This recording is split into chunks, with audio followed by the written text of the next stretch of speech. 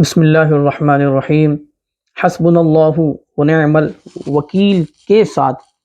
کون سی قرآن مجید کی ایک صورت ہے کہ جس کے پڑھنے سے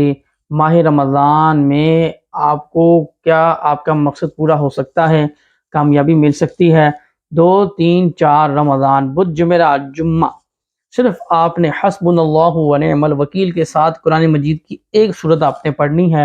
اور اس کے بعد آپ کے وہ کام جو آج تک نہ ہو سکے، وہ خطائیں جس کی وجہ سے آج سزائیں میں مبتلا ہیں، انشاءاللہ عز و جل سزا سے بھی آزاد ہو جائیں گے، اور آپ کی ہر تقدیر کے فیصلے آسان سے آسان ہوتے جائیں گے، اور کامیابی آپ کا مقدر بن جائے گی۔ تو ویڈیو کو پورا دیکھیے گا کہ حسبنا اللہ ونعم الوکیل پڑھنا ایک مرتبہ ہے، اور اس کے ساتھ صرف ایک صورت پڑھنی ہے۔ وہ کون سی صورت ہے اور اس کی فضیلت کیا ہے، اور حضور علیہ السلام نے اس کے بارے میں کیا فرمایا، اور حضرت عبداللہ بن خبیث رضی اللہ تعالی عنہ نے حضور سے کیا فرمایا، تو یہ ساری گفتگو آج اس ویڈیو میں ہوگی۔ ویڈیو کو مکمل واچ کیجیے گا۔ اللہ رب العزت کی بارگاہ میں دعا ہے کہ جو عمل میں آپ تک پہنچاؤں، اللہ تعالی مجھے اور آپ کو اس پہ عمل کرنے کی توفیق عطا فرمائے۔ ہر چیز سے کفایت۔ حضرت سیدنا عبداللہ بن خبیث رضی اللہ تعالی عنہ فرماتے ہیں کہ ایک مرتبہ سخت بارش تھی، سخت، اور اندھیری رات میں نبی کریم صلی اللہ تعالی علیہ وبارک وسلم کے پاس جا رہے تھے تاکہ وہ ہمیں نماز پڑھائیں۔ جب ہم بارگاہ نبوی صلی اللہ تعالی علیہ وبارک وسلم میں حاضر ہوئے تو آپ نے ارشاد فرمایا پڑھو، یعنی حضور نے فرمایا نماز پڑھو۔ میں خاموش رہا، یعنی حضرت عبداللہ بن عبیس رضی اللہ تعالی عنہ۔ آپ نے پھر ارشاد فرمایا پڑھو، میں نے پھر کچھ نہ پڑھا۔ تیسری مرتبہ پھر آپ نے ارشاد فرمایا پڑھو۔ تو آقا علیہ السلام نے کن صورتوں کے بارے میں بتایا کہ تم یہ صورتیں پڑھو، اور اس وقت میں پڑھو، اور پھر ماہ رمضان میں پڑھو، اور اس کے ساتھ صرف ایک مرتبہ حسبنا اللہ ونعم الوکیل کے کیا کاملات ہیں، کیا معجزات ہیں، کیا ہمیں حاصل ہو سکتا ہے۔ تو انشاءاللہ عز و جل سب سے پہلے کہ ماہ رمضان کا جو پہلا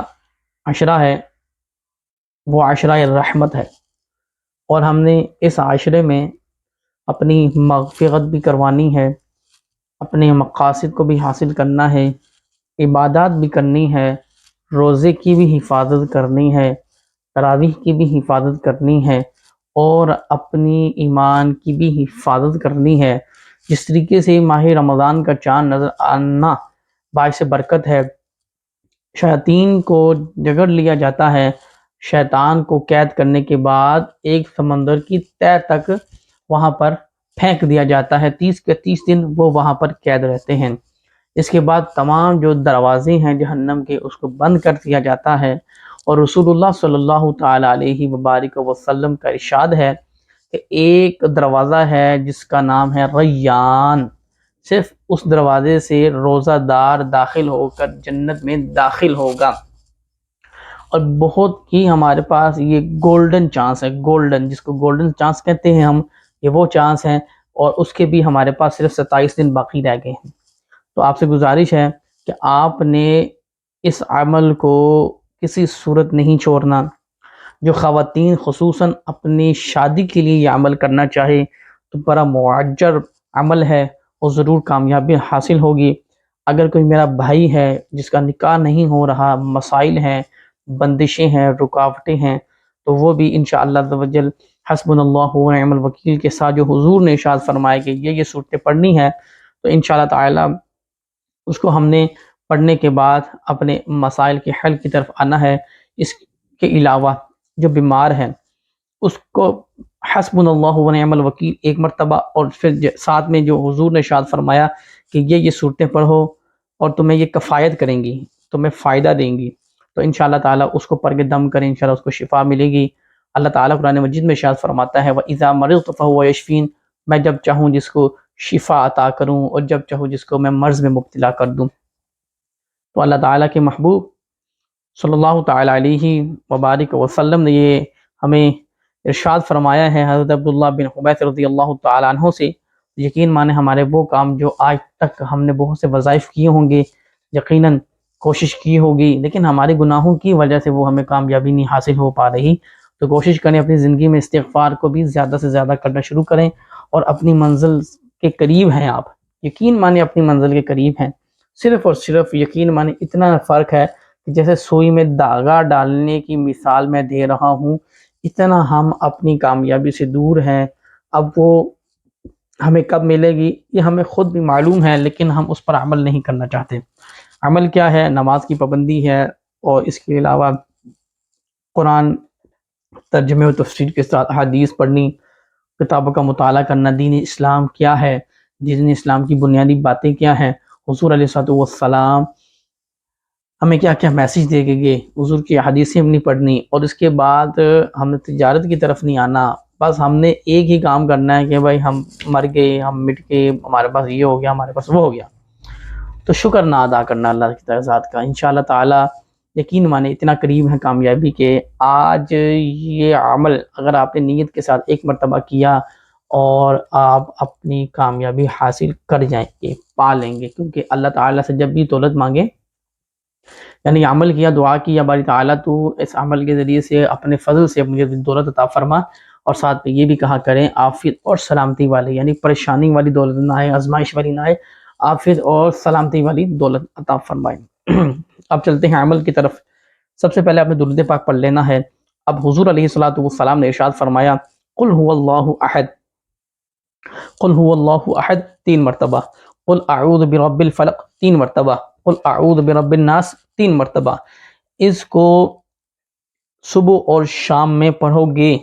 تو ہر چیز کے لیے تمہیں کفایت کرے گی، یعنی ہر چیز کے لیے رسول اللہ صلی اللہ تعالی علیہ وبارک وسلم نے ارشاد فرما دیا کہ تمہیں ہر چیز کے لیے کفایت کرے گی۔ تمہیں دولت چاہیے، تمہیں دولت ملے گی، تمہیں شہرت چاہیے، تمہیں شہرت ملے گی، تمہیں عزت چاہیے، تمہیں عزت ملے گی، تمہیں مقام چاہیے، تمہیں مقام ملے گا، تمہیں اولاد چاہیے، تمہیں اولاد ملے گی، تم آزمائش میں ہو، ختم کر دی جائے گی آزمائش، تم کسی آزمائش میں ہو، اللہ تعالیٰ تجھے راحت عطا فرما دے گا۔ تو حضور نے جب فرما دیا کہ یہ تمہیں کفایت کرے گی، تمہیں ہر کام میں یہ فائدہ دے گی، تو یقیناً آج اگر آپ نے یہ عمل نہ کیا تو پھر آپ نے کیا کیا؟ تو حسبنا اللہ ونعم الوکیل کے ساتھ قل هو اللہ احد اللہ الصمد لم یلد ولم یولد ولم یکن له کفوا احد 3 مرتبہ، قل اعوذ برب الفلق من شر ما خلق ومن شر غاسق اذا وقب ومن شر النفاثات في العقد ومن شر حاسد اذا حسد 3 مرتبہ، قل اعوذ برب الناس ملک الناس الہ الناس من شر الوسواس الخناس الذي يوسوس في صدور الناس من الجنة والناس 3 مرتبہ، 1 مرتبہ حسبنا اللہ ونعم الوکیل، اور 3 مرتبہ یہ صورتیں، اس کے بعد اول آخر درود پاک اور پھر دعا۔ جزا اللہ عنا سیدنا مولانا محمد صلی اللہ علیہ وسلم ما هو اہل۔ یا اللہ عز و جل حضور علیہ الصلوۃ والسلام نے یہ ارشاد فرمایا کہ یہ صورتیں تمہیں ہر چیز میں کفایت کریں گی، تمہیں فائدہ دیں گے۔ یا رب العالمین میرے گناہوں کو معاف فرما دے،